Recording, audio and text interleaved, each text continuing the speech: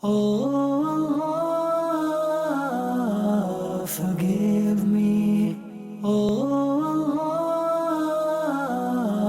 forgive me.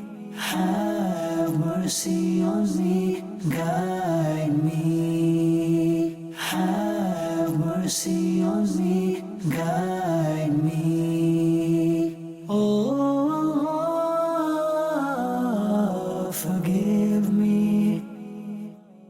الحمد لله رب العالمين والصلاة والسلام على سيد المرسلين أما بعد فأعوذ بالله من الشيطان الرجيم بسم الله الرحمن الرحيم الصلاة والسلام عليك يا رسول الله وعلى آلك وأصحابك يا حبيب الله الصلاة والسلام عليك يا نبي الله وعلى آلك وأصحابك يا نور الله.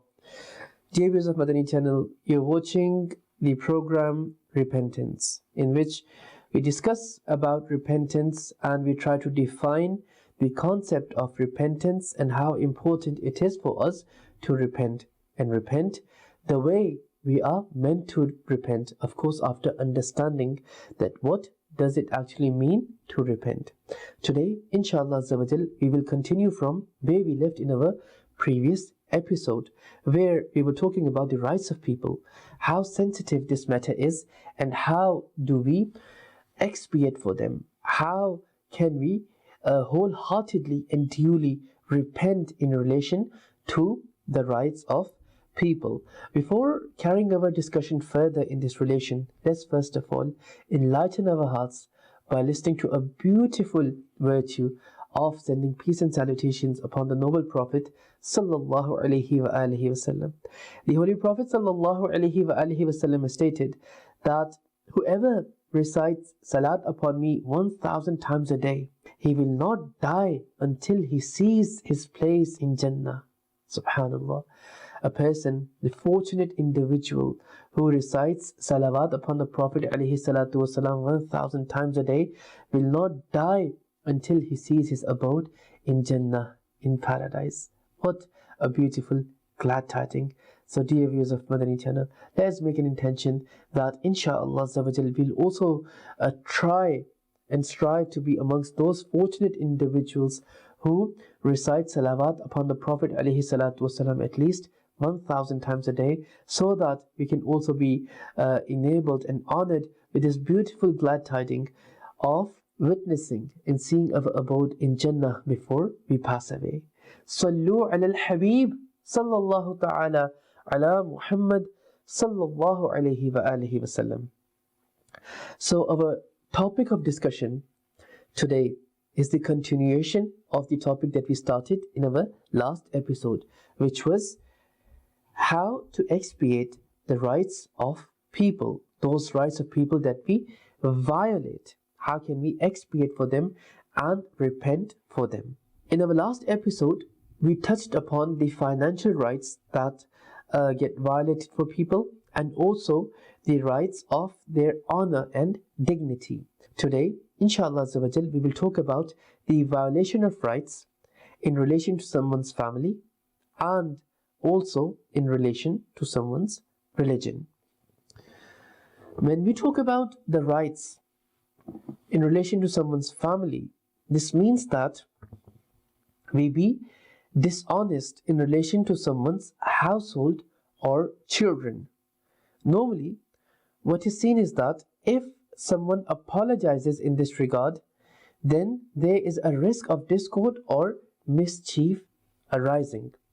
In this case, just repent in the court of Allah subhanahu wa ta'ala, so that He may make the other person pleased with you and grant him great reward in return of your dishonesty. However, if you think that there will be no discord or mischief if you apologize to them, then you should apologize to them and get this right forgiven by them. So this is how we will expiate in relation to violating someone's right in relation to their family. Now, when it comes to violating the right in relation to someone's religion, in relation to someone's how religious he is, when does this incur? What is the example of this? This incurs when you refer to someone as a disbeliever, innovator, or misguided, or you call someone to be a non-Muslim, someone to be a disbeliever, then this is a very, very serious matter. And this is also commonly seen in our society nowadays, where people, ma'adallah, label other people as an innovator, as a sinner, as a disbeliever, as a misguided person. This is very, very common nowadays, and especially in this day and age of social media. They not only carry this belief, but they also announce this in front of everyone about the other person. This is very, very, very serious matter. Now, in this case, how would one expiate for this? In this case, the one in front of whom you said this, you should confess yourself being a liar in front of him, and if possible, apologize to that very person as well.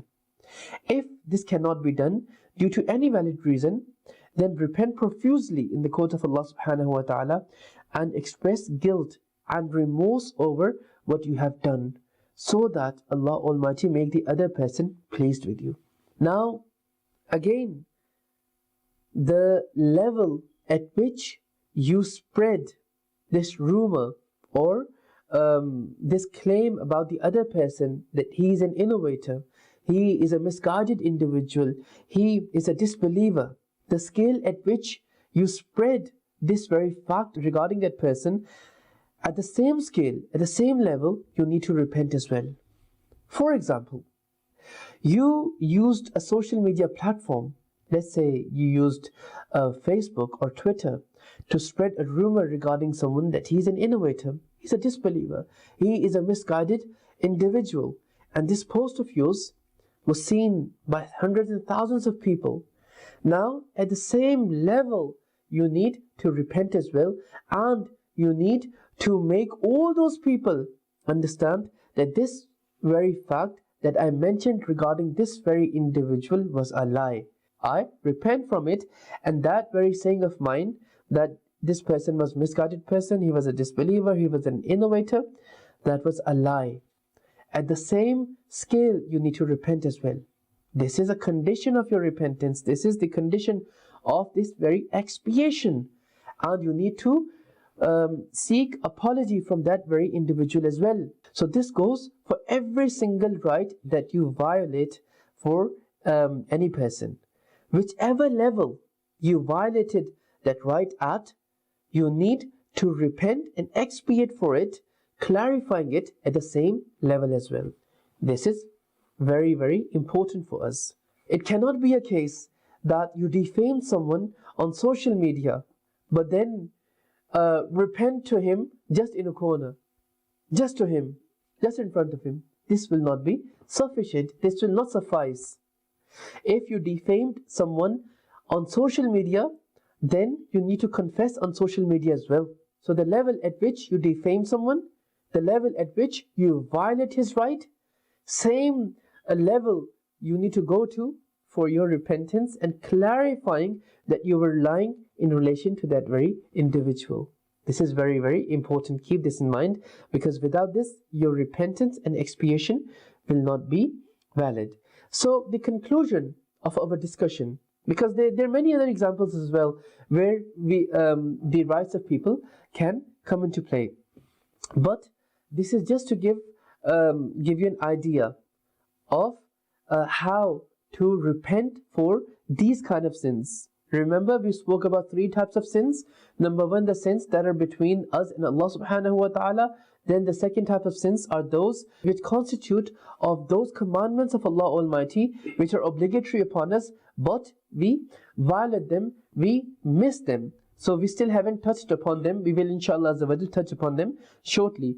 But then we are talking about the third types of sins, which are between people and people. The rights of people which are being violated by us. So the conclusion of this entire discussion is that once a person violates any kind of right of any person, and if it is possible for him, then he should go and get that very right forgiven from him. And if it is not possible for you, then make sincere repentance in the court of Allah subhanahu wa ta'ala, make du'as for the forgiveness of that very person, so that Allah subhanahu wa ta'ala makes that person pleased with you. But if it is possible for you to go and get this right forgiven from him, then mere repentance will not be sufficient. Remember, the repentance that we are talking about is the last stage, when we cannot get the right forgiven by the other person due to a valid reason. So whether it is financial right, whether it is the right in relation to the dignity and honor of a person, whether it is the right in relation to the religion of a person, whichever might it may be in regards to people, get them forgiven in this world. Otherwise, it will be very, very, very destructive and harmful for you, for all of us in the hereafter. Today, we feel embarrassed in going to people and getting this right forgiven. Remember, dear Islamic brothers, that on the day of judgment, the amount of embarrassment, the amount of the severity of consequences that we will have to face will be beyond our imagination.